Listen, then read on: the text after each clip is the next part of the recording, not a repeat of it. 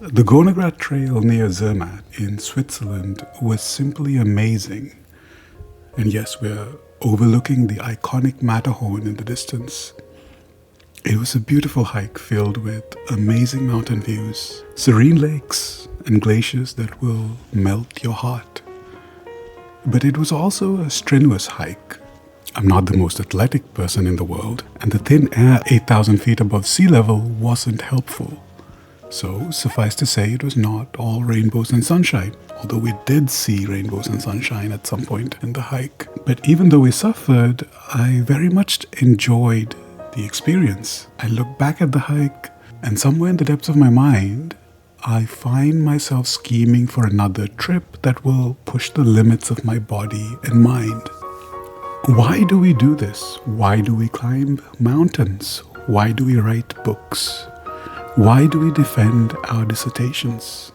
Why do we take on jobs that are challenging and sometimes downright masochistic? At first glance, you might think the answer is simple. There is, of course, a sense of accomplishment or authentic pride, as some psychologists would say, in doing strenuous, deep work. There's also a social aspect to it. The bragging right, so to speak, of doing something great can be a driving factor for some people. But those are fleeting emotions. You can't hold on to pride forever, and social approval is as empty and as fleeting and hollow as an echo in the mountains. I believe there's something else at play here. We climb mountains and we write books because the outcome is something bigger than us. It's bigger than the subjective experience we're having right now.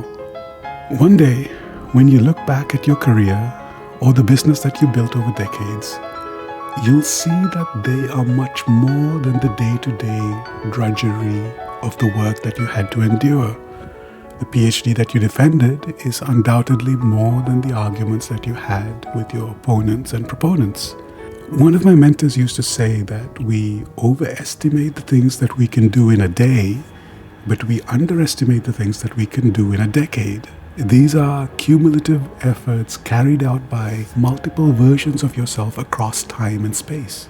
It's a time lapse of your faithful perseverance to single-mindedly accomplish a goal or a task. And that is the beauty of deep work. Whatever deep work may look like to you, whether it's climbing a mountain or raising a child or being the best at your craft, the way the work carves us is, in a sense, why we work. The joy is not necessarily in the journey, but in the way the journey shapes us. It's not that we become better versions of ourselves. We obviously do, but through deep work, we become coherent versions of ourselves.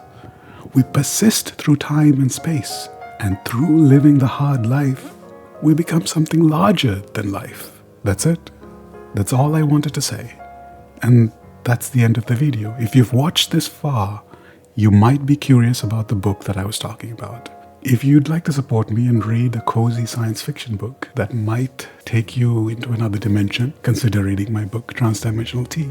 There's a little bit of Greek mythology, Buddhist philosophy, and high drama that is not above a futuristic superintelligence.